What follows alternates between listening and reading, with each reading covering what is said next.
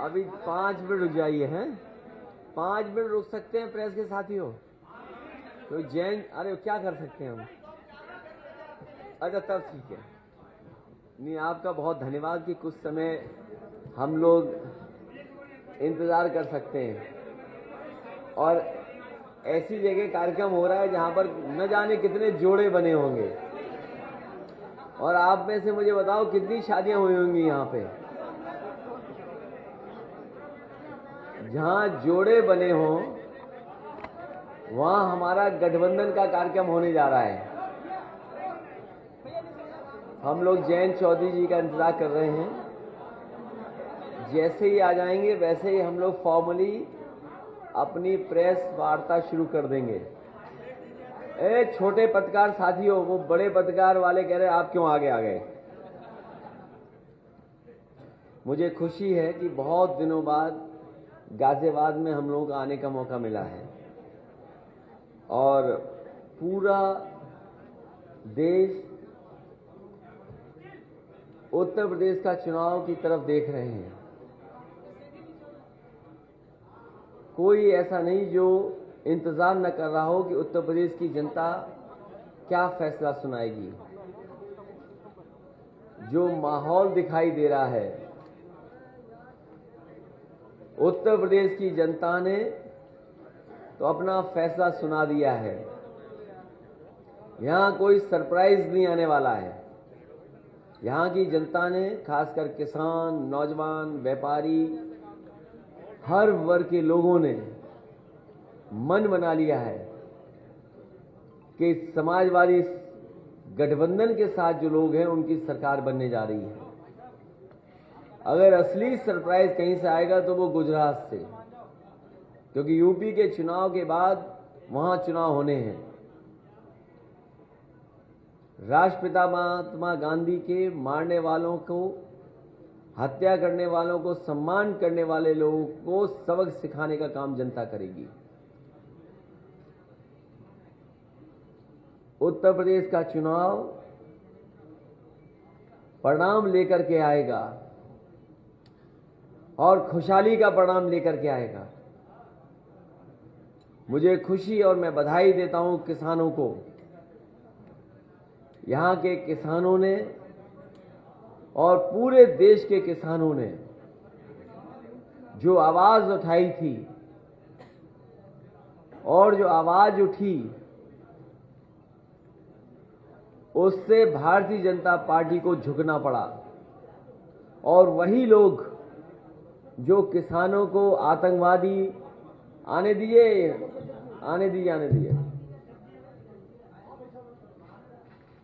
जो किसानों को आतंकवादी, जो किसानों को मवाली कह रहे थे और गाजीपुर बॉर्डर का आपसे अच्छा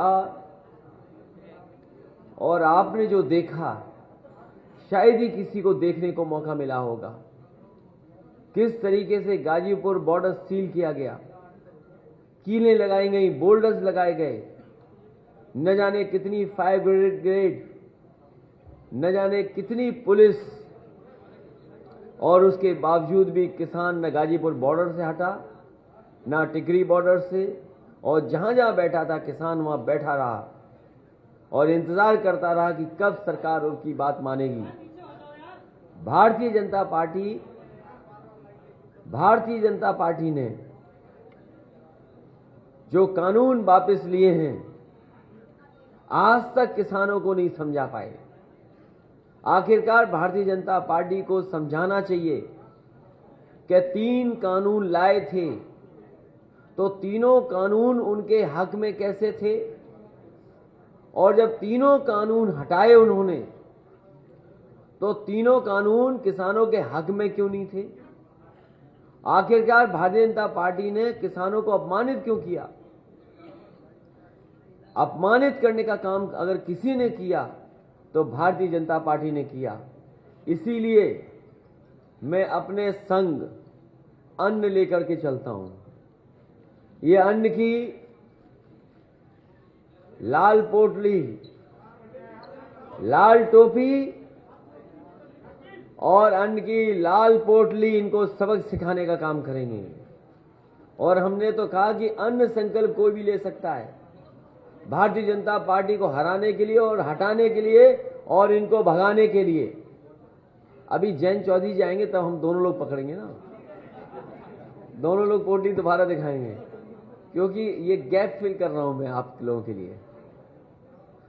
इसलिए जो किसानों की आय दोगुनी की बात किए थे, किसानों की आय दोगुनी नहीं हुई, न गन्ने का भुगतान हुआ और गरीबों को, किसानों को मजबूर कर दिया कि वो राशन पे अपना जीवन यापन करें। बताओ, भारतीय जनता पार्टी कहती है कि 80 करोड़ लोगों को राशन दे रहे हैं। बताइए, 80 करोड़ लोगों को गरीब बना दिया इन्होंने। किसी के घर में नौकरी रोजगार नहीं। इसलिए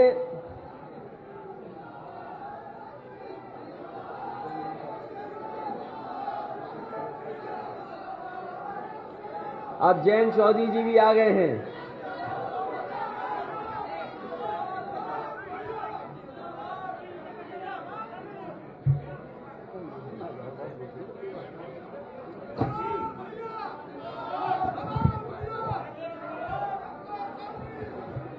तो इसलिए मैंने शुरू कर दिया।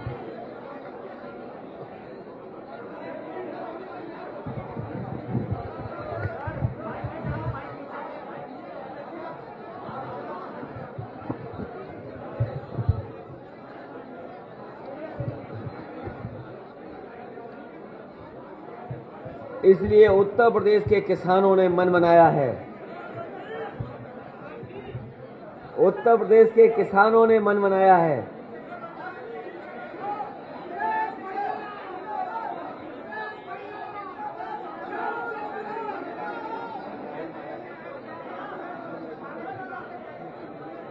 ये जितने भी कार्यकर्ता आए हैं पीछे हो जाएं, बिल्कुल कार्यकर्ता बिल्कुल पीछे हो जाएं। ये पत्रकार के साथियों ने कहा है, अपनी माताओं बहनों से भी निवेदन है,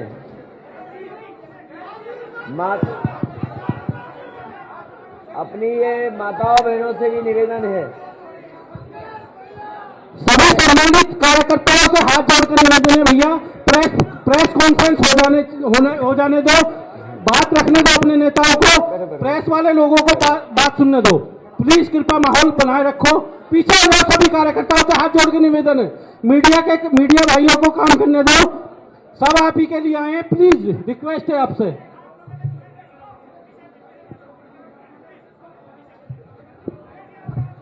अब शुरू कर सकते हैं, हम लोग शुरू कर सकते हैं प्रेस के साथियों, क्योंकि मैं बातचीत किसान पे कर रहा था और जिस तरीके से किसान अपमानित हुए थे, मैं बधाई देना चाहता हूं सभी किसानों को कि जिनकी हिम्मत की वजह से, जिनकी बहादुरी और साहस की वजह से, जिनकी साहस की वजह से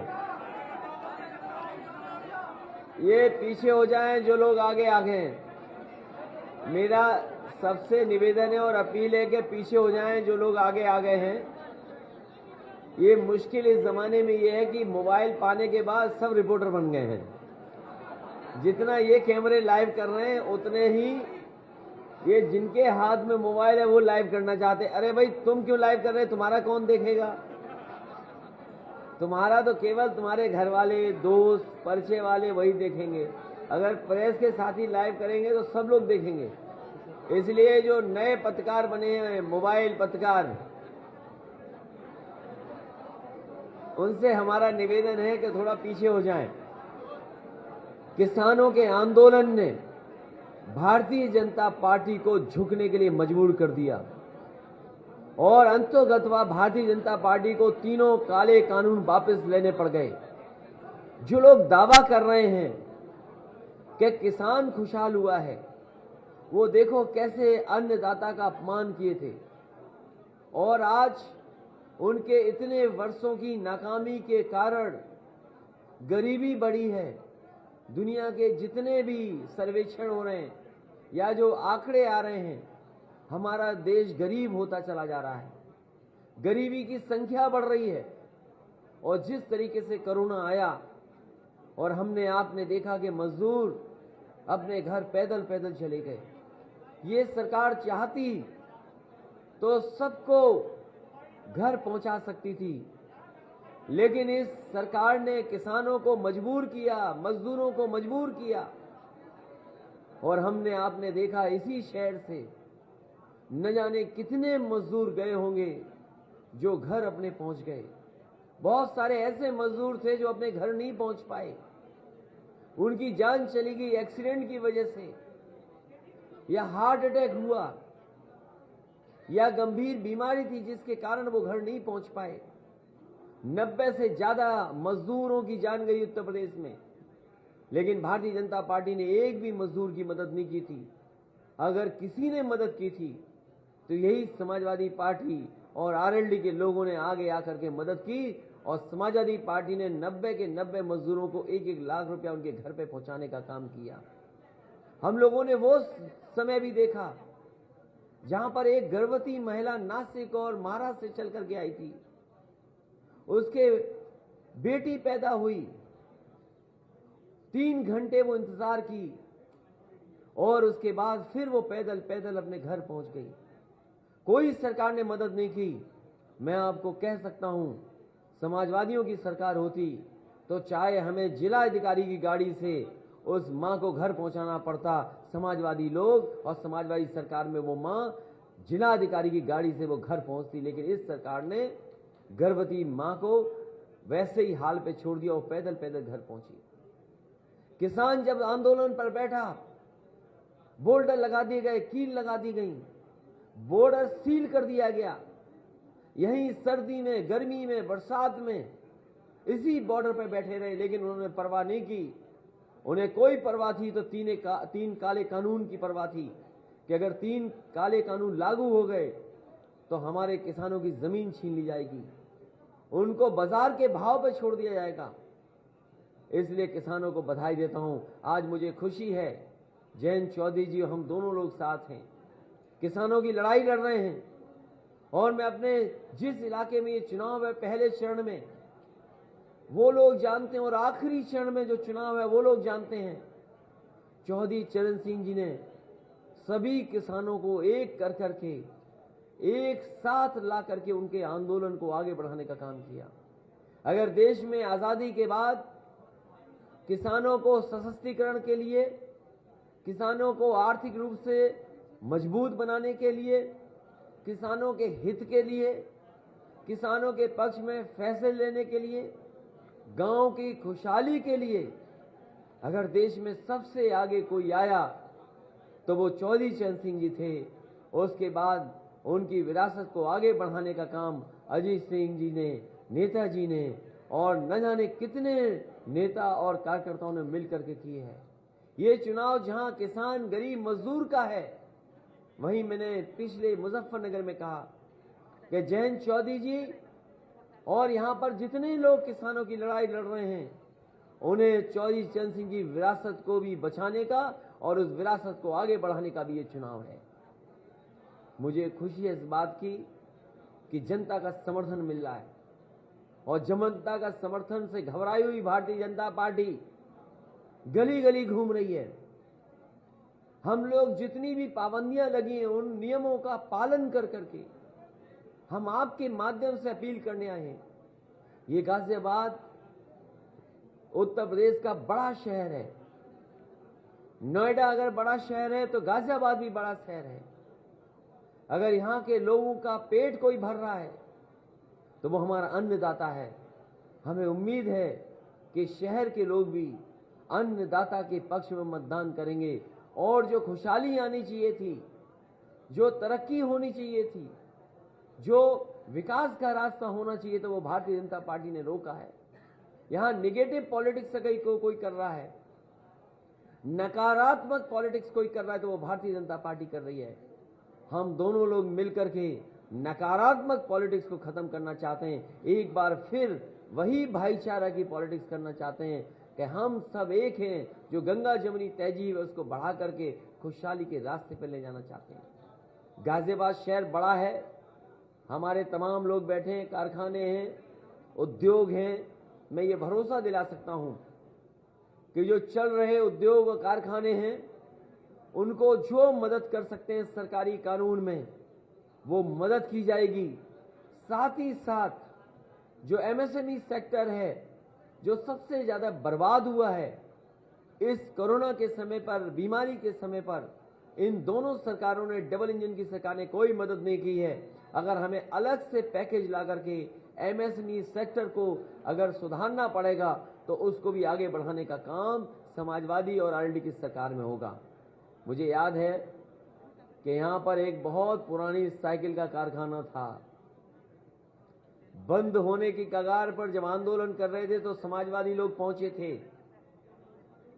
मैं तो कहूंगा कि हालांकि वो प्राइवेट सेक्टर का है कारखाना, बहुत पुराना कारखाना है,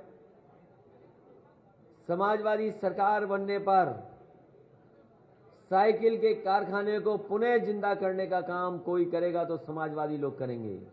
और इसलिए करेंगे क्योंकि हमारा विशेष लगाव है साइकिल से।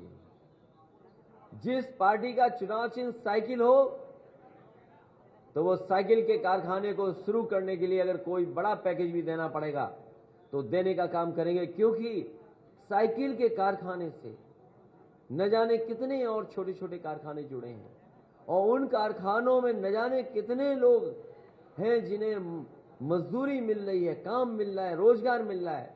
हमारा स्वार्थ, हमारा लालच ये है कि हम लोगों को रोजगार और नौकरी दे दें। अगर रोजगार और नौकरी के लिए हमें कोई बड़ा पैकेज भी देना पड़ेगा तो समाजवादी सरकार पीछे नहीं हटेगी, ऐसे कारखाने उद्योग को सहयोग करने का काम करेंगे।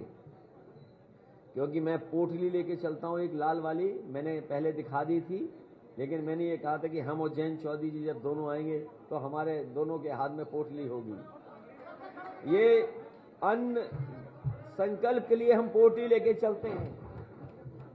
यही अन्न है जो हमें और आपको जिंदा रखता है।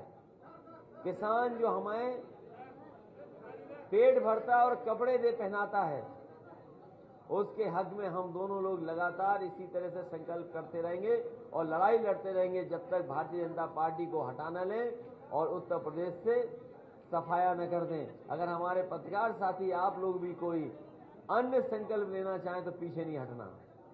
आप लोग भी हमारे साथ किसानों की लड़ाई लड़ने के लिए आगे आएं। और मैं कहता हूं इस गाजीपुर बॉर्डर से और उस गाजीपुर बॉर्डर तक भारतीय जनता पार्टी का सफाया होगा।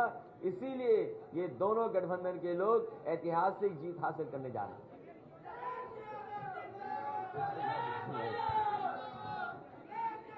ये हमारे बहुत सारे खोड़ा कॉलोनी के लोगों को लेकर के, ये खोड़ा को कौन नहीं जानता। जब समाजवादी सरकार थी तो खोड़ा कॉलोनी के लिए हम लोगों ने स्कूल भी दिया था और जो विकास कार्य कर सकते थे वो विकास कार्य भी और नगर पालिका भी बनाने का काम किया था। अगर खोड़ा कॉलोनी को लिए विशेष कार्य भी करने पड़े, जिसमें अस्पताल बनाना हो, डिग्री कॉलेज देना हो और अगर घर घर पानी पहुंचाने का काम करना पड़े, बताओ खोड़ा जैसी जगह जहां उत्तर प्रदेश और बिहार के बड़े पैमाने पर लोग रहते हैं, आसपास के लोग तो रहते ही हैं, लेकिन यूपी बिहार के भी लोग बड़ी संख्या में आकर के रह रहे हैं। अगर उन्हें हम अच्छा पानी नहीं दे सकते हो, इलाज नहीं दे सकते तो हम लोग कैसे करेंगे। वहीं सभी बात मेट्रो को रुके कार्य चालू करना, और मेट्रो के कार्य तो मेट्रो तो समाजवादियों से ज्यादा किसी ने बनाई नहीं है। आप में से पुराने पत्रकार लोग भी जानते होंगे जिनके पास मेट्रो का इतिहास होगा। सबसे पहले एक बार नेताजी यहां आए थे और नेताजी जब आए थे तब मैं भी उनके साथ आया था। तब हमारा आपका परिचय ऐसा नहीं था जैसा आज है। उस समय परिचय यही रहा होगा कि हम कहीं खड़े रहे होंगे, वहीं तस्वीर आ गई होगी तो आ गई होगी। तो उस समय भी मेट्रो का काम अगर किसी ने शुरू किया था तो नेताजी ने शुरू किया था। नेताजी उस समय मुख्यमंत्री थे। तो मेट्रो का काम हो और शहर की जो सुविधाएं हैं कि ट्रैफिक ठीक तरीके से चले, पर्यावरण को लेकर के बहुत चिंतित लोग रहते हैं और कूड़े से लेकर के तमाम गंदगी को लेकर के, और कम से कम साफ सुथरे इलाके ऐसे हों जहां पर लोग निकल करके घूम सकें, और कम से कम गाजियाबाद दिल्ली को टक्कर दे अपनी सफाई में और दिल्ली को दिखाए कि हां गाजियाबाद में भी ऐसे बड़े बड़े काम हो सकते हैं। समाजवादी सरकार बनेगी तो अगर शहर को अच्छा बनाने के लिए, साफ सुथरा बनाने के लिए अगर कोई विशेष कार्य करना पड़ेगा तो किया जाएगा। वहीं मोदी नगर में, क्योंकि बड़ी पैमाने पर वहां मजदूर किसान इलाज के लिए आते हैं, अगर अस्पताल के साथ साथ विशेष ट्रॉमा सेंटर भी देना पड़ेगा तो समाजवादी सरकार में और आरएलडी मिलकर के दोनों ट्रॉमा सेंटर देने का काम करेंगे। साहिबाबाद में भी इलाज की सुविधाएं देंगे, क्योंकि इधर जब से कोरोना आया है लोगों ने महसूस किया है कि इलाज कितनी जरूरी है, और इलाज वो भी सरकारी व्यवस्था अच्छी हो, क्योंकि प्राइवेट में लोगों के साथ कई बार बहुत ज्यादा इलाज का खर्चा हो जाता है। इस कोरोना के समय पर लोगों ने अपने अकाउंट के पैसे निकाल लिए। मुझे याद है एक अखबार का मैंने खबर पढ़ी थी, 1 महीने के अंदर कानपुर जैसे शहर ने कई 100 करोड़ लोगों ने अपने सेविंग से पैसा निकाला था। और अगर हमारे पत्रकार साथी यहाँ का आंकड़ा निकालेंगे, आप गाजियाबाद का आंकड़ा अगर निकालेंगे, कोरोना के समय पर लोगों ने सेविंग से कितना पैसा निकाला होगा, तो कम से कम 2 या 3 महीने में 1000 करोड़ से ज्यादा पैसा निकाला होगा। तो सोचो, सेविंग का पैसा लोगों ने निकाल करके अपने परिवार के लोगों का इलाज और मदद करने का काम किया था। उस समय जब सबसे ज्यादा सरकार की जरूरत थी, तब सरकार ने गरीबों को, आम लोगों को अनाज छोड़ने का अगर किसी ने काम किया था तो भारतीय जनता पार्टी ने। इसलिए मैं इस मौके पर समाजवादी पार्टी और आरएलडी के जितने भी प्रत्याशी हैं उनके पक्ष में मैं आपके माध्यम से निवेदन और अपील करने आया हूं कि गाजियाबाद और आसपास की जनता इन सभी साथियों की मदद करे। जो लोग हमारे साथ बैठे हैं वो तो हैं ही।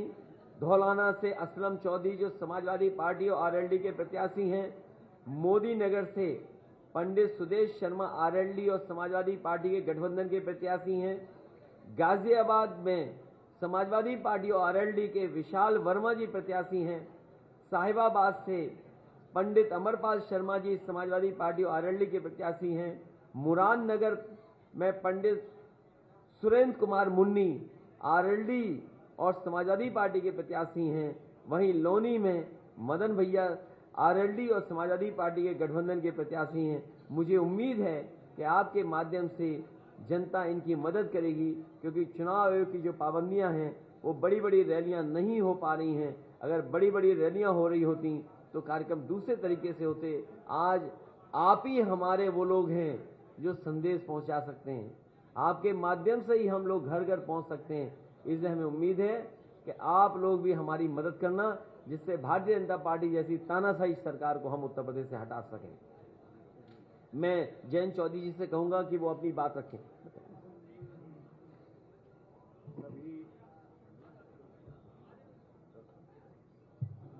सभी पत्रकार बंधुओं को नमस्कार। समाजवादी पार्टी के राष्ट्रीय अध्यक्ष अखिलेश यादव जी, सभी हमारे दोनों पार्टियों के वरिष्ठ नेतागण और उम्मीदवार जो गठबंधन के चेहरा हैं, जो इस क्षेत्र में बहुत उम्मीद के साथ मतदाताओं तक अपनी बात पहुंचा रहे हैं और आपका आशीर्वाद चाहते हैं। अखिलेश जी ने काफ़ी बात कही और बिल्कुल शुरुआत उन्होंने किसानों से की।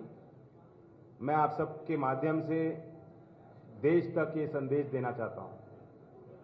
आज 29 जनवरी है और जो बीती रात है 28 जनवरी की रात, जो 1 साल पहले यहीं से कुछ दूर गाजीपुर बॉर्डर पे जो कुछ भी किसानों ने देखा और सहन किया,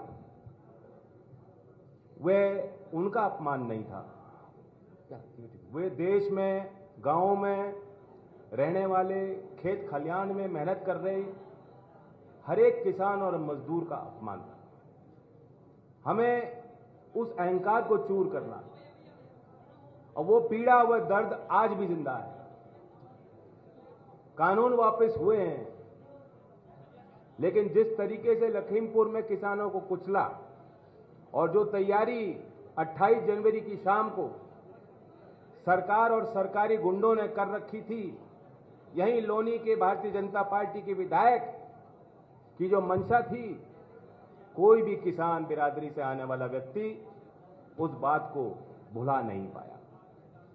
और उन क्षणों में जो भावुकता थी किसान नेताओं की जो भावुकता थी स्वर्गीय चौधरी अजीत सिंह जी की, और जिस तरह से उन्होंने किसान आंदोलन के प्रति अपना समर्थन जाहिर किया और हम सबको आशीर्वाद दिया, वह ताकत और हिम्मत उन्होंने दी कि किसानों तुम अकेले नहीं हो, तुम न्याय की आवाज हो, तुम्हारी आवाज मैं बुलंद करूंगा।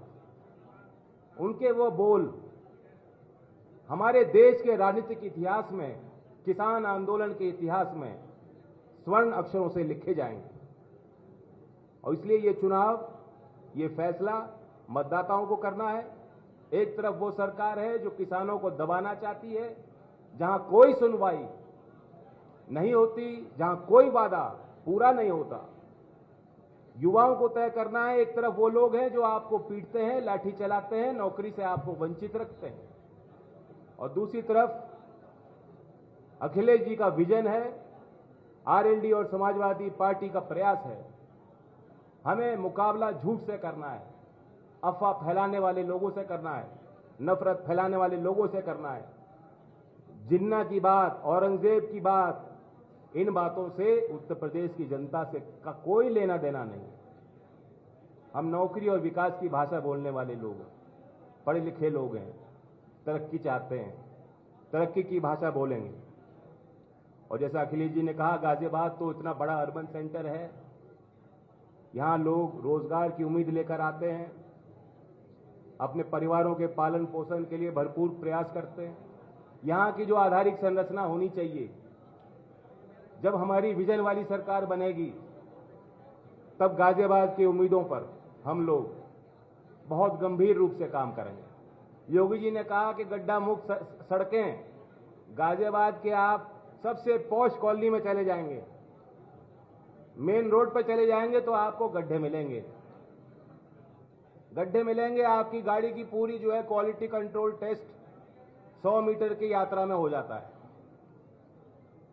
तो हमारी घोषणाएं सच्ची होंगी, गड्ढा मुक्त सड़कें देनी है, झूठ मुक्त सरकार देनी है।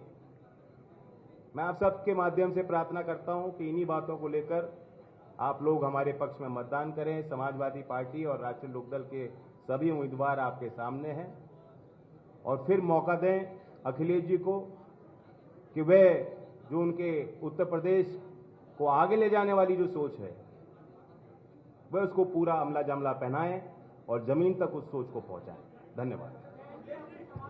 अभी दो महत्वपूर्ण चीजें कहते फिर बोल लेना है, दो तीन, क्योंकि लगातार समाजवादी पार्टी घोषणा पत्र आने से पहले कुछ बातें जनता के बीच में रखना चाहती है।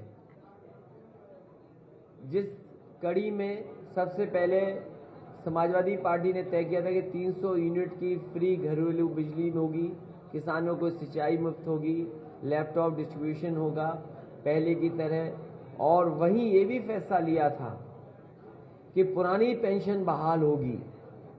पुरानी पेंशन को लेकर के बहुत सारे संगठन, सरकारी कर्मचारी हमेशा इस बात को कहते रहे, उनकी मांग रही है कि पुरानी पेंशन बहाल हो।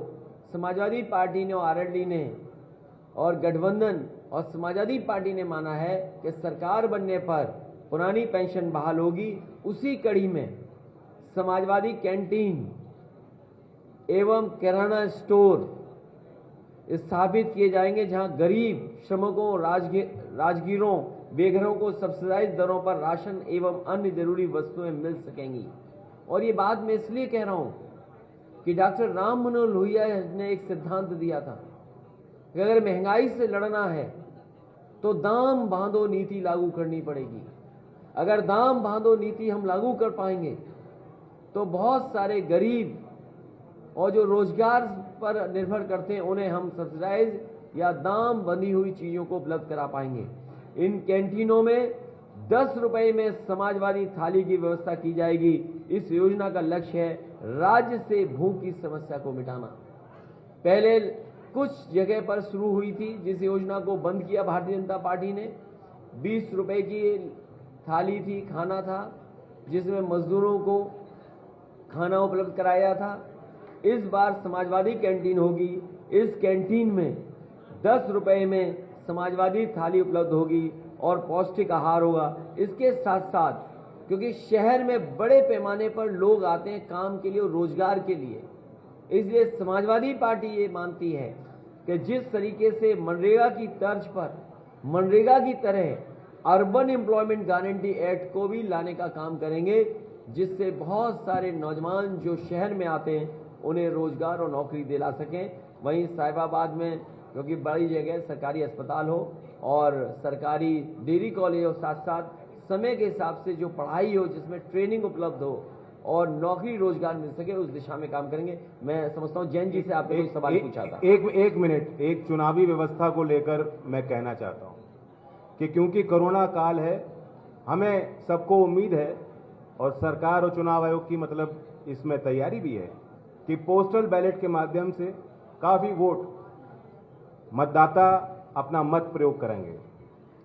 इसमें मतदाताओं को भी सतर्क रहने की जरूरत है। जो सरकारी कर्मचारी हैं, जो पुलिसकर्मी हैं, जिनकी पोस्टल बैलेट से वोट डलनी है, मैं उनको कहना चाहता हूं कि ये एक फॉर्म है ऑनलाइन, इसको आप डाउनलोड करके, बैलेट फॉर्म है, इस पे अपनी वोट दर्ज कराएं। वोट का अधिकार है, उनका मत अधिकार है। कोई भी किसी दबाव में उनको आने की जरूरत नहीं। कोई उनके सीनियर अधिकारी दबाव बनाने की कोशिश करते हैं, ये उनका संविधान ने उनको अधिकार दिया। तो इस वोट को इसके लिए सतर्क रहें, सुरक्षित रखें और सुनिश्चित करें कि उनकी वोट पड़ी कि नहीं। दूसरी बात, नियम यह है कि मतदान के तारीख से पहले घर घर ये जो फॉर्म उनको मिल जाना चाहिए। अगर नहीं दिया जा रहा तो ऑनलाइन वो उसको ले सकते हैं। तीसरी बात यह है कि चुनाव आयोग का नियम कहता है कि जब मतदान हो जाता है, जो गिनती होती है, सबसे पहले पोस्टल बैलेट की वोट गिनी जानी चाहिए। तो सभी उम्मीदवारों को, चुनाव आयोग के सभी ऑब्जर्वर्स को मैं कहना चाहता हूं कि सख्ती से, क्योंकि हमारा अनुभव है कि पिछली बार जो गिनती हुई उसमें ऐसा नहीं हुआ। कोई बहानेबाजी नहीं चलेगी, नियम का सख्त अनुपालन होना चाहिए सभी ऑब्जर्वर से। और हमारे दोनों दल के जिलाध्यक्षों से मैं उम्मीद करता हूं कि सख्ती से इसका पालन हो। इस पर हम पुरजोर कोशिश करें। धन्यवाद।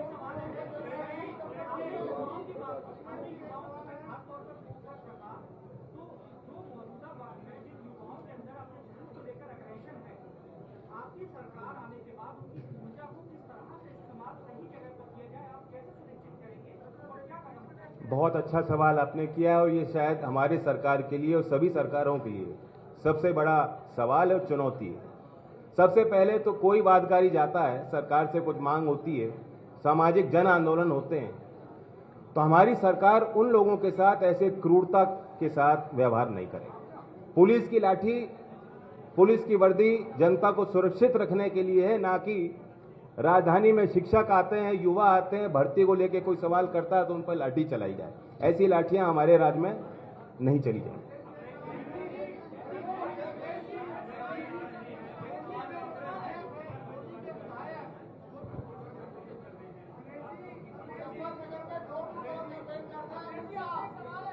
नहीं, उन्हें डोर टू डोर जाने की आवश्यकता इसलिए पड़ गई है कि मैं तो कहूँगा जिस घर का दरवाजा वो बजाएं या डोर टू डोर कैंपेन में जाएं, वो सिलेंडर उन्हें दिखा दें। वो जो लाल रंग का सिलेंडर है वो दिखा दें, क्योंकि पोटली पे अन्न संकल्प तो लेंगे नहीं वो, तो कम से कम उन्हें लाल सिलेंडर जरूर दिखाएं कि जिस समय वो सरकार में आए थे उस समय एक सिलेंडर भरवाने की कीमत क्या थी और आज क्या कीमत है।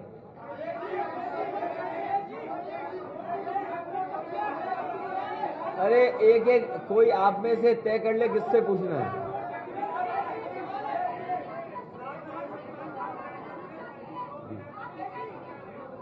ये पहली बार ऐसा हुआ है कि लोग शमशान से घर पहुंचे।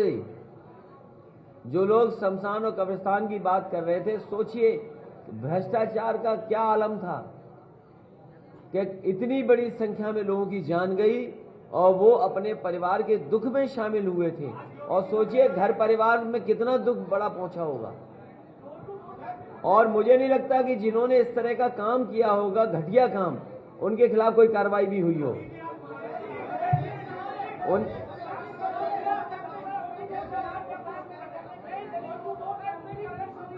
हमारी यही डोर टू डोर कैंपेन है, मैन टू मैन कैंपेन है। लाइए एक पर्चा, लाइए पर्चा, मैन टू मैन कैंपेनिंग है हमारी। डोर टू डोर भी कैंपेन होगी और मैन टू मैन कैंपेन भी होगी। मैं आपसे कहता हूं हमारी पार्टी की मदद करना।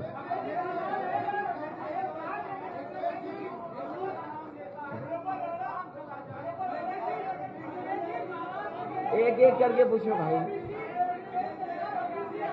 वो जान दीजिए एक एक कर।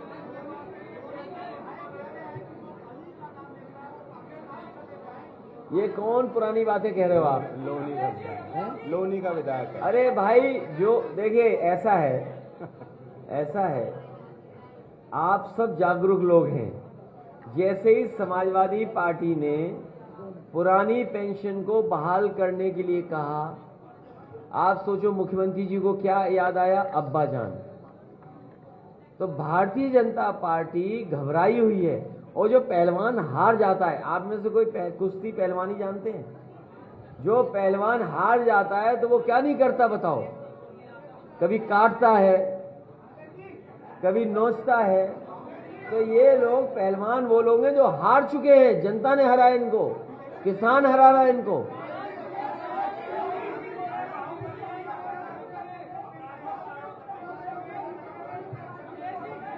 अच्छा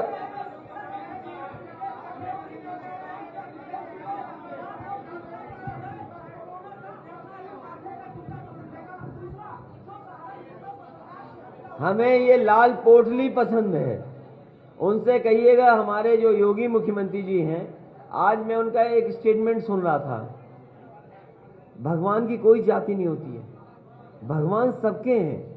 इसलिए मुख्यमंत्री जी जाने वाले हैं, उन्हें घर पहले ही बीजेपी ने भेज दिया। और हमारे पत्रकार साथी, हमारे योगी मुख्यमंत्री जी बीजेपी के सदस्य नहीं हैं, उन्हें टिकट मांगनी पड़ी बीजेपी से। सोचो एक मुख्यमंत्री, उसे टिकट मांगनी पड़ रही हो अपने ही पार्टी से, हमें यहां से लड़ना है, यहां से लड़ना है। और बाद में भारतीय जनता पार्टी ने उन्हें अपने घर पहुंचा दिया, जिससे लखनऊ ना आए दोबारा। चिंता का विषय यह है कि वो घर चुनाव से पहले ही पहुंचा दिए और असली अब जनता उन्हें घर पहुंचा देगी।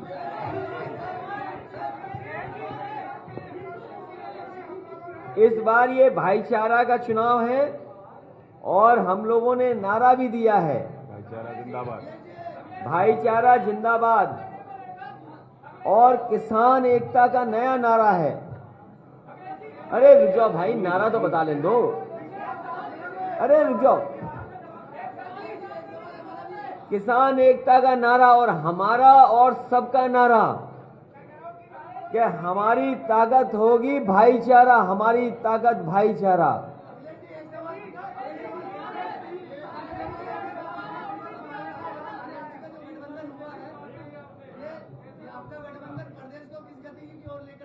कौन? हमारा गठबंधन करते। ये गठबंधन इतनी रफ्तार से प्रदेश को विकास की तरफ ले जाएगा जिसकी आप कल्पना नहीं कर सकते। और मैं कह सकता हूं, ये हमारे साथी ने जो विकास का पूछा, यहां जितने गाजियाबाद के लोग हैं वो जानते होंगे कि सिंगल पियर पर 6 लेन रोड अगर कहीं देश में सबसे बड़ी बनी है तो वो आपके गाजियाबाद में बनी है। आप बंबई दिखाइए, कलकत्ता दिखाइए, दिल्ली आपने देखा है, चेन्नई दिखाइए, बेंगलोर दिखाइए, हैदराबाद दिखाइए। अगर सबसे बड़ी सड़क सिंगल पियर पे, एक खंबे पर 6 लेन अगर कहीं बनी है देश की तो वो आपके गाजियाबाद में बनी थी। और इतने कम समय में कोई नहीं बना सकता था जो समाजवादियों ने बना करके दिखाई।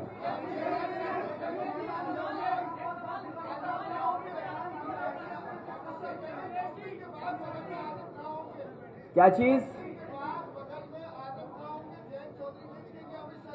उनको क्या घबराहट है? जैन चौधरी जी हमेशा रहेंगे।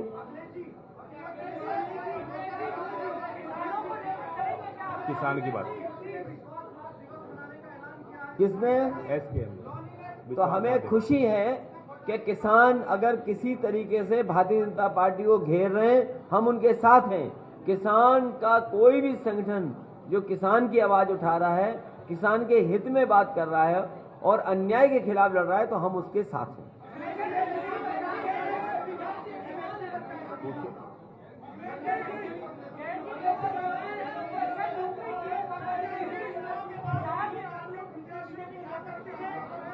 बीजेपी 3 कानून के साथ साथ कुछ भी कर सकती है। जो दरवाजे खटखटा रहे हैं उन्हें इस बात की चिंता नहीं कि गैस सिलेंडर कितना महंगा कर दिया। और हमें लगता है कि आपके शहर में भी जानवर घूमते होंगे सड़कों पर। इतने बड़े पैमाने पर सांड से एक्सीडेंट से कोई नहीं मरा जितने उत्तर प्रदेश में मर गए। मैंने भी आंकड़े निकाले थे, लगभग 100 पहुंच गए लोग।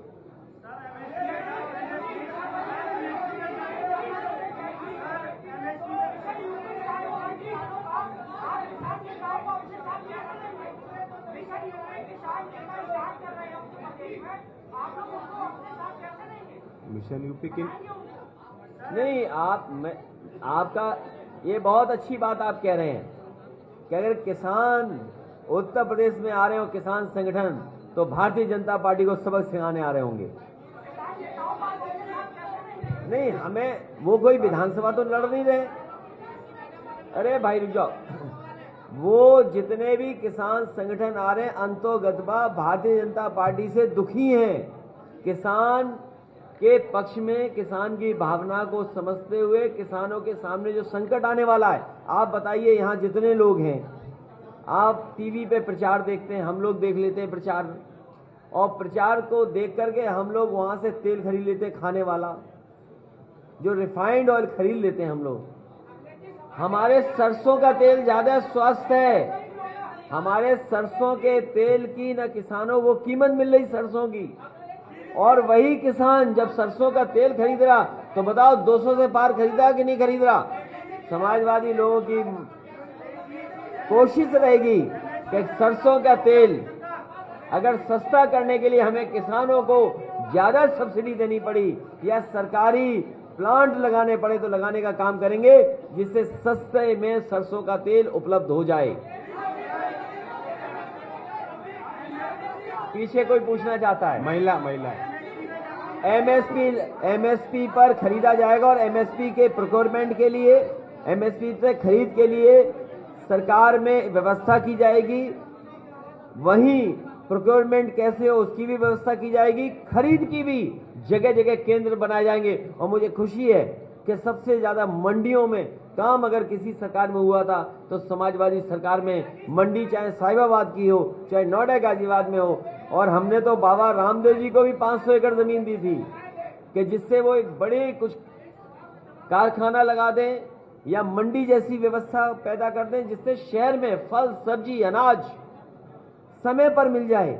आपके शहर में न जाने कितना दूध आता होगा, न जाने कितनी फल सब्जी आती होगी, न जाने कितना अनाज आता होगा। तो अगर वो लोग जो बड़ी कंपनियां, मल्टीनेशनल कंपनियां मुनाफा कमा रही हैं, वो किसान तक मुनाफा कैसे पहुंचे, उसका इंतजाम समाजवादी लोग करेंगे। वो महिला पत्रकार है, एक महिला पत्रकार का सवाल है।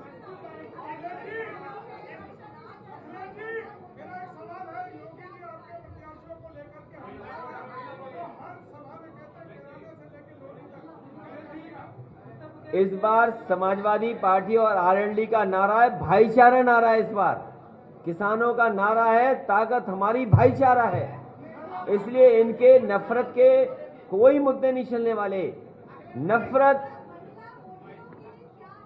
में अपनी माताएं, बहनें और खासकर महिलाएं जो भागीदारी लोकतंत्र में बराबर चाहती हैं, समाजवादी पार्टी ने हमेशा महिलाएं और अपनी बहनों के लिए उनके स्वास्थ्य के, उनकी सुरक्षा को लेकर के और वो सशक्तिकरण की दिशा में अगर हमें कोई काम करना पड़ा है तो किया है, चाहे वो सुरक्षा को लेकर के जिसकी सुप्रीम कोर्ट ने भी एप्रिसिएशन किया था 1090। वहीं बड़े पैमाने पे जो हमारी बहनें थीं, उनको लैपटॉप मिला था। गरीब महिलाएं थीं, उन्हें समाजवादी पेंशन से जोड़ा था। और विशेष गर्भवती महिलाएं और महिलाओं को अस्पताल तक पहुंचाने के लिए एम्बुलेंस चलाई गई थी। उनके स्वास्थ्य के लिए, उनकी शिक्षा को लेकर के आने वाले समय में अपनी माताएं बहनों के लिए, बेटी, बहन और मां तीनों के लिए एक विशेष योजना लेकर के मैनिफेस्टो में हम आएंगे। आप न्यूट्रिशन लिखेंगे? हाँ, न्यूट्रिशन लिखेंगे।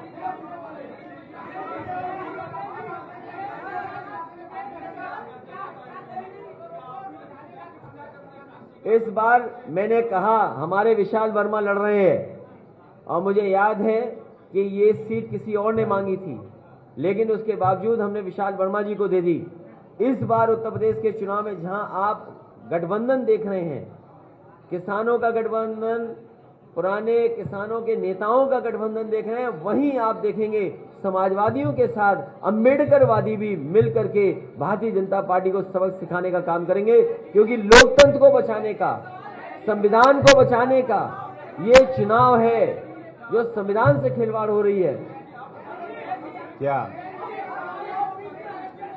1 मिनट उनका सवाल।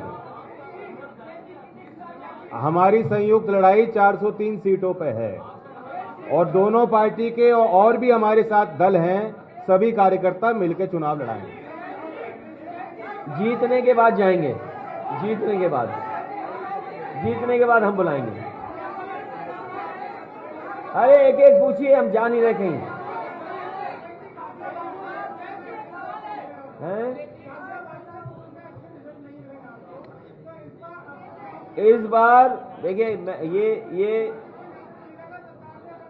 ये गाजियाबाद बड़ा शहर है और ये जो आपके कई काम जो गाजियाबाद में हुए, चाहे फ्लाईओवर बना हो, चाहे सबस्टेशन बनाए हो, चाहे आपका अस्पताल बनाए हो, चाहे खोड़ा जैसी जगह को नगर पालिका बनाया हो, या और सुविधाएं दी हो, पार्क बनाए हो, मेट्रो का बनाया हो, ये हमारे घोषणा पत्र में नहीं था। इसीलिए मैंने कहा कि ये शहर बड़े शहरों में है, इस शहर को अच्छा बनाना और आज के हिसाब से शहरों में सुविधाएं देना, क्योंकि जहां अथॉरिटी है वहीं बड़ा शहर भी है, उद्योग कारखाने हैं। मैंने शुरू में कहा आपसे कि यहां पर एक बहुत पुरानी साइकिल की फैक्ट्री चलती थी जो बंद हो गई।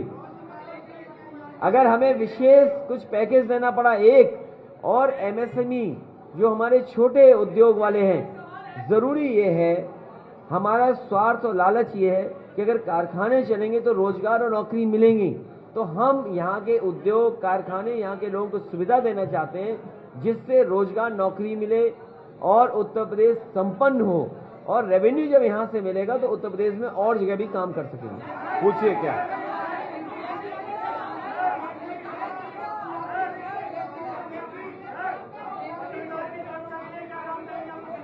जो आपके पास सुझाव वो कर देंगे, और डायल 100 वाली जो गाड़ियां हैं 2 विशेष पत्रकारों के लिए चलवा देंगे। क्या कह रहे हैं? 1 मिनट, क्या कह रहे हैं? ऐसे तो कुछ नहीं सुना देगा। एक मिनट, एक भाई बोलो।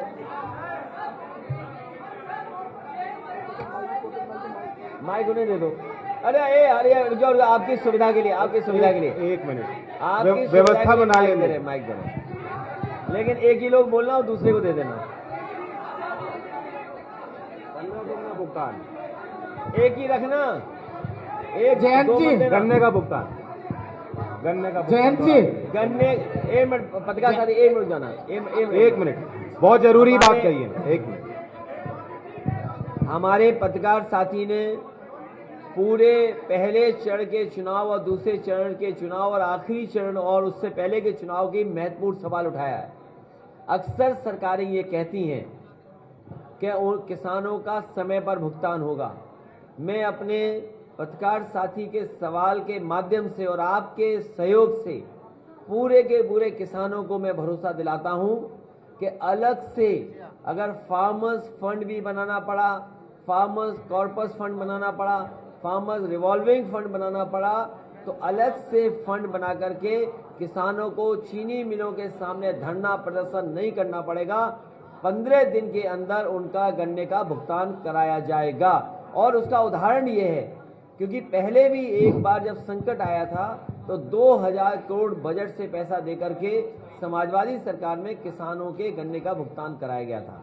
जो हमारा पुराना काम है, जयंत जी, जो पुराना काम है वो भरोसा वाला। 28 जनवरी की रात को पिछली साल राकेश टिकैत जी यूपी बॉर्डर गाजीपुर पर रोए थे, जहां पर विधायक नंदकिशोर गुर्जर भाजपा प्रत्याशी हैं, वो क्या किसानों को उठाने के लिए गए थे। आपके लोनी प्रत्याशी मदन भैया ने उनको समर्थन दिया था। क्या आपको लोनी विधानसभा से किसानों को क्या समर्थन मिलेगा? नहीं, ये तो कोई सवाल नहीं है। हम तो पहले दिन से किसानों के साथ खड़े हैं। अखिलेश जी, इसमें किसी किसान को शक नहीं हो सकता। अखिलेश जी, अरे सीनियर पत्रकार अखिलेश जी 2017 में अब माइक आ गया उनके हाथ में, जिनके हाथ में माइक उनका। 2017 में यूपी के लड़के थे, अब किसान के बेटे हैं, बीच में बहन जी भी आ गई थी। आखिर विनिंग कॉम्बिनेशन कब मिलेगा आपको? देखिए मेरे पत्रकार साथी, ये जो गठबंधन है ये जमीन का, किसानों का, गरीबों का गठबंधन है। इस बार इसका परिणाम आएगा। अखिलेश जी, एक सवाल है। महाराष्ट्र सरकार ओबीसी आरक्षण देना चाहती है और केंद्र सरकार उसके खिलाफ सुप्रीम कोर्ट गई है। यदि आपकी सरकार आती है तो ओबीसी वर्ग के लिए क्या कुछ करने वाले हैं आप? देखिए, जिस समय कोर्ट ने, आपको अच्छी तरह याद होगा, नीट को लेकर के पूरे देश में हलचल थी और भारतीय जनता पार्टी को एफिडेविट देना था उनकी सरकार को कोर्ट में एफिडेविट देने से पहले उन्हें स्वीकार करना पड़ गया था आरक्षण को लेकर के। जो आरक्षण का सवाल है, मैं आपको भरोसा दिलाता हूं, जो मूल भावना है आरक्षण की, उस पे हम लोग सब मिलकर के काम करेंगे। उसमें सबसे ज्यादा जरूरी ये है कि जाति जनगणना होनी चाहिए, क्योंकि जाति जनगणना अगर नहीं होती है तो बहुत सारे लोग ये फैलाते हैं किस जाति ने कितना छीन लिया। इसलिए मूल भावना पर और जाति जनगणना की जाएगी। अखिलेश जी, आपने युवाओं के लिए घोषणा की है, आपने और वर्गों के लिए घोषणा की है, लेकिन व्यापारियों के लिए कोई घोषणा नहीं की। जीएसटी से परेशान है व्यापारी, कोरोना में उनके कारोबार भी बहुत ठप हो गए हैं। मैं बड़ी संख्या में व्यापारियों की जान गई है, कुछों ने आत्महत्या की है। इसीलिए मैंने कहा एमएसएमई को और जीएसटी का सरलीकरण हो, क्योंकि जीएसटी में इतने अमेंडमेंट हो गए। ये व्यापारियों को परेशान करने के लिए जीएसटी है कि व्यापारियों को सुविधा देने के लिए जीएसटी है। इसलिए मैं अपने पत्रकार साथी के माध्यम से कहना चाहता हूं कि समाजवादी सरकार बनेगी तो जीएसटी में क्या आसान तरीके से सरलीकरण हो, हमारे व्यापारी को उसमें उलझना ना पड़े, उलझा न रहे, वैसी व्यवस्था करने का काम होगा। अखिलेश जी, मेरा सवाल आपसे ये है, बीजेपी अगर सत्ता में आएगी तो पलायन करना पड़ेगा, मुनव्वर राणा ने कहा है, इस पर आप क्या प्रतिक्रिया देंगे? पास ले जाऊं मुंह। अगर बीजेपी सत्ता में आती है तो पलायन करना पड़ेगा, मुनव्वर राणा ने ये कहा है, इसको लेकर अरे भारतीय जनता पार्टी का पलायन होने वाला है, राजनीतिक पलायन। इस बार किसान नौजवान तैयार हैं इनको हटाने के लिए। अखिलेश जी इधर सामने अखिलेश जी। एक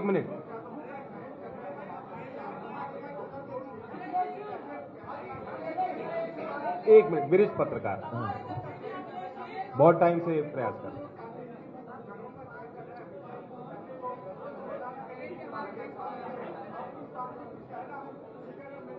हम लोग पहले मुजफ्फरनगर गए, शुरुआत नहीं, देखिए किसानों के दल, ये समाजवादी पार्टी और आरएलडी हम दोनों ने मिलकर के सबसे पहले मुजफ्फरनगर से शुरू किया कार्यक्रम, और इसलिए किया कि वो गन्ने का क्षेत्र है, वहाँ के किसान समय समय पर आंदोलन करते हैं। आज सबसे ज्यादा दुखी अगर कोई है तो किसान है। सोचिए कितनी मेहनत करता है और उसके बाद जब गन्ना तैयार हो जाए तो कीमत नहीं मिल रही। महंगाई की सबसे ज्यादा मार किसान पर है, ये खाद नहीं दे पाए, कीटनाशक दवाइयां नहीं दे पाए, आज बिजली का बिल कितना आ रहा है, जो कमाई हो रही है। और सोचिए आप सबके अकाउंट हैं, आप सब लोग बैंक में जाते होंगे, आप सोचिए कितना फिक्स डिपॉजिट पे इंटरेस्ट था, आज क्या पहुंच गया। जब लागत बढ़ जाएगी, लागत बढ़ेगी और कमाई नहीं होगी, अगर कमाई आधी हो जाए और महंगाई दोगुनी हो जाए तो बताओ किसान कैसे खुशहाल होगा। इसलिए किसान इस बार महंगाई के खिलाफ खड़ा है और अपनी कमाई को बढ़ाने के लिए नीतियां और कार्यक्रम चाहता है। अखिलेश जी ये सवाल है मुजफ्फरनगर से अमित। अरे ऐसे तो हमारे सुन ही नहीं पाएंगे। अखिलेश जी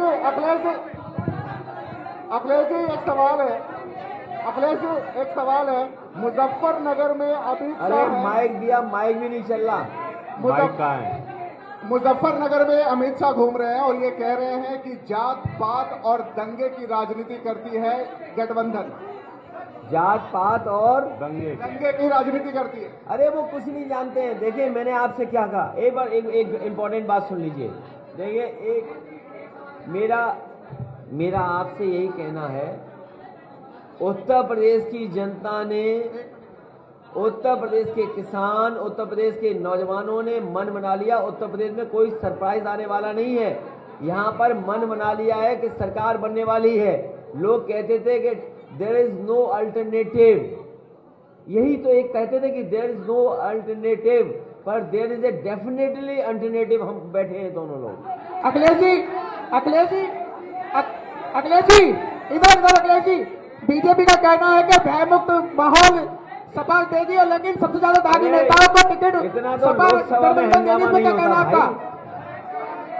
अच्छा, इतना तो लोकसभा में हंगामा नहीं होता भाई।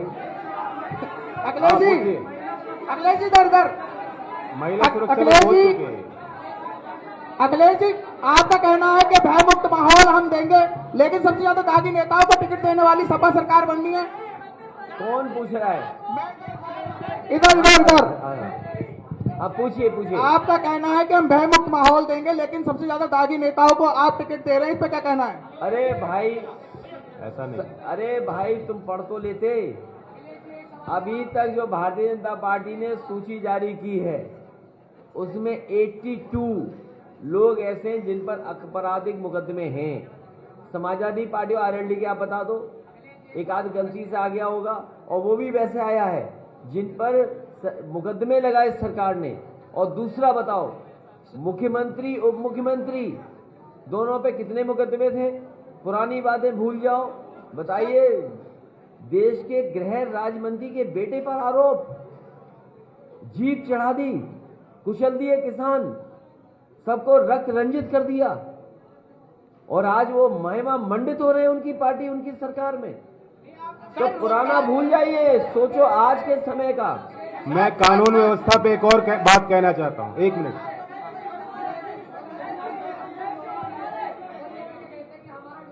सर, कौन सर एक सवाल इधर से कौन कह रहा है? योगी जी। अरे सर, आप धोलाना का पूछ रहे हो? मैं आपको भरोसा दिलाता हूं, चाहे धौलाना हो, साहिबाबाद हो, मोदी नगर हो या गाजियाबाद, और जितनी भी विधानसभा हैं, इनको विकास की गति देने का काम समाजवादी और आरएलडी की सरकार में होगा। सर रोजगार एक बड़ा मुद्दा है। मुरादनगर जोड़ करके। सर रोजगार एक बड़ा मुद्दा है। 21 लाख लोगों को लेकर के आईटी सेक्टर में एक रोड मैप आपने दिया है।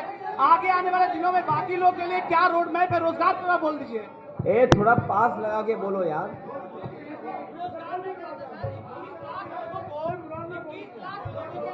बोल दिया सब है। सारी कौन मुरादनगर को भी विकास गति देंगे। सर मैं ये कह रहा था कि 21 लाख लोगों के रोजगार के लिए एक रोड मैप आपने दिया है आईटी सेक्टर में, बाकी बहुत सारे लोग अभी बेरोजगार लोग हैं। आपको सुनना चाह रहे हैं क्या रोड मैप है बाकी लोगों के लिए? मैं सभी पत्रकार साथियों के साथ जिम्मेदारी के साथ कह सकता हूं कि अभी पिछले दिनों 22 तारीख को मैंने कहा था कि केवल आईटी के सेक्टर में, केवल आईटी सेक्टर में समाजवादी सरकार बनने पर 22 लाख नौजवानों को क्वालिटी और अच्छे रोजगार उपलब्ध कराने का काम करेंगे। और वहीं उत्तर प्रदेश के सरकारी विभागों में लगभग 11 लाख रिक्त पद खाली हैं।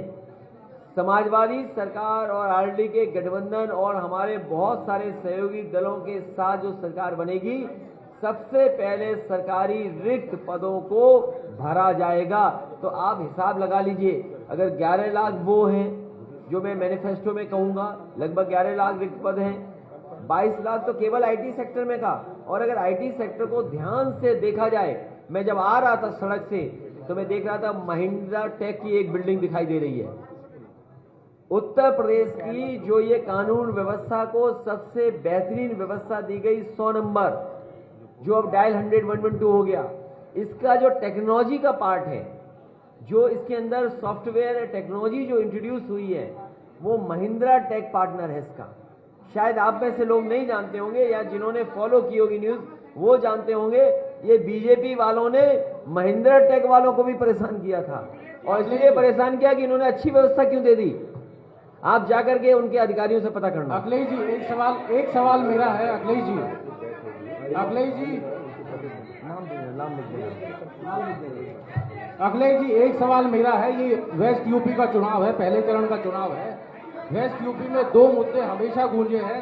अरे बुलाया तो शादी वाले घर में है। R&D का जाओ भाई, एक हरित प्रदेश का R&D का मुद्दा रहा है पहले। ये शादी वाले कार्यक्रम में बुलाया आपने, ये पंडाल जो है ये शादी वाला है। मैं अखिलेश जी, पूछूं, एक सवाल, वेस्ट यूपी का पहले चरण का चुनाव है, दो मुद्दे हमेशा रहते थे, एक हाईकोर्ट बेंच का और दूसरा हरित प्रदेश का। R&D का हरित प्रदेश का मुद्दा बहुत महत्वपूर्ण रहा है, अब दोनों मुद्दे गायब हैं। हम दोनों लोग मिलकर के बैठ के बात कर लेंगे। ये जो मुद्दे महत्वपूर्ण आपने उठाए हैं, बड़े सेंसिटिव मुद्दे हैं। हमारे लिए सबसे सेंसिटिव बात यह है कि जिन्होंने किसानों को अपमानित किया है, किसानों को जीप से कुचला है, उनको सबक सिखाएं, पहले हटाएं और उत्तर प्रदेश से भगाएं। दूसरा, समाजवादी पार्टी और R&D प्राथमिकता पे ये सवाल बड़े हैं, लेकिन उससे पहले उत्तर प्रदेश को ऐसी एक्सप्रेसवे दे दें, ऐसी सड़कें दे दें कि गाजियाबाद का भी व्यक्ति अगर लखनऊ जाना चाहे तो 4.5 घंटे में पहुंच जाए। बताओ, हमारे बनाए हुए एक्सप्रेसवे में और पुरानी सरकार के बनाए हुए एक्सप्रेसवे में अगर ठीक से चले तो 5 घंटे में लखनऊ पहुंच जाते हो कि नहीं पहुंच जाते?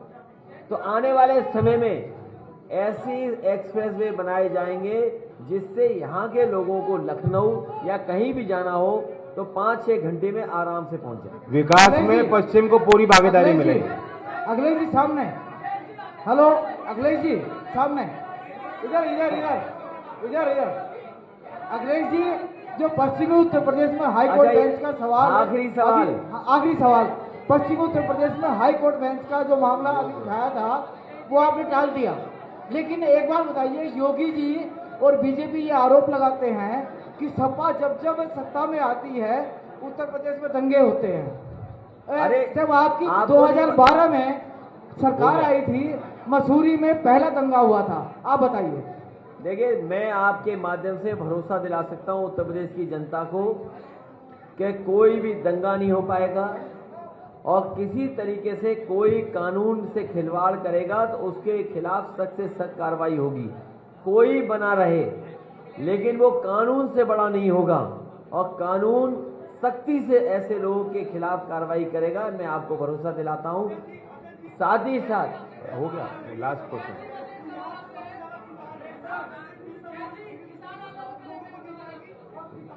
किसान की बात। देखिए, 300 यूनिट घरेलू बिजली फ्री और साथ ही साथ किसानों को सिंचाई के लिए फ्री सिंचाई, इसलिए मैं कह सकता हूं वो कर सकते हैं क्योंकि समाजवादी सरकार में बिजली के कारखाने लगे। भाजपा ने अभी तक एक भी कारखाना नहीं लगाया। बीजेपी वाले कभी कभी कहते हैं कि चांदनी रात पसंद है, तो मुझे बीजेपी वाले जयंत चौधरी जी, मेरा आपसे आखिरी सवाल है, आपका आखिरी सवाल मेरा आपसे आखिरी सवाल जैन जी स्पेशली जैन जी पूछिए।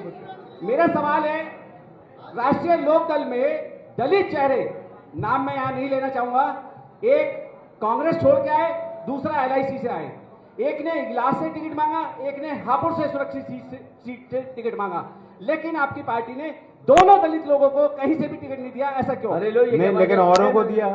ये क्या बैठे, देखो खड़े होके सुनाओ, उधर दिखाओ, देख नहीं पा रहे नहीं तुम? हमने बहुत टिकट दिए। R&D और समाजवादी पार्टी की क्या बात है? मैं समाजवादी की बात, मैं लोकदल की सीट की बात कर रहा हूँ, एक मिनट, मैं लोकदल की सीट की बात कर रहा हूँ। हाँ, तो गजरात और इगलास की। अरे यार, अरे इगलास में जो लड़ रहे हैं वो भी ऐसी है। हाँ, नहीं, अरे पत्रकार भाई ये मत पूछो। हापुड़ से गजरात जी। बड़ी लड़ाई ये है कि समाजवादियों के साथ इस बार अम्बेडकरवादी जी भी मिलकर के भारतीय जनता पार्टी जो बाबा साहब का बनाए हुए संविधान को खत्म करना चाहती है, ये बाबा साहब का बनाए हुए संविधान को उड़ा देंगे, इसलिए समाजवादी और अम्बेडकरवादी साथ मिलकर के हराएंगे।